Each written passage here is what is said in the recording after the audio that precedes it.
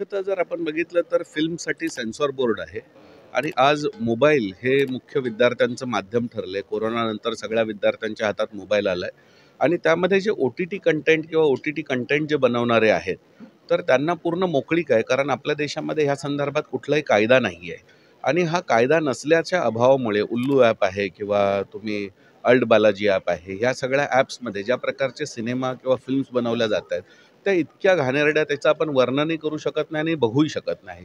जे कंटेंट घरातल्यांबरोबर बघता येत नाही ते तुमच्या मोबाईलवरती प्रायव्हेटली अवेलेबल आहे आणि ह्याच्यामुळे जो परिणाम होतो की आज आपल्या देशामध्ये वाढत्या बलात्कारांचं जे प्रमाण आहे त्याचं सगळ्यात महत्त्वाचं कारण हा OTTचा कंटेंट आहे.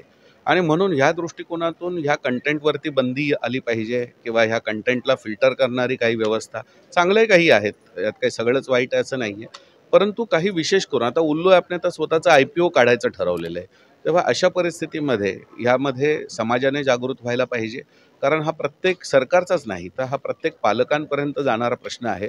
विद्यार्थ्यांच्या जीवनाचा प्रश्न आहे, भावी पिढीचा भारताचा प्रश्न आहे आणि म्हणून भारताला खरंच आपल्याला विकसित बनवायचं असेल, तर त्यासाठी ह्या कंटेंटवरती बंदी आणून एक सुदृढ आणि चांगल्या प्रकारचा कंटेंट आपल्याकडे निर्माण होईल, ह्या दृष्टिकोनातून सरकारने प्रयत्न करायला पाहिजेत.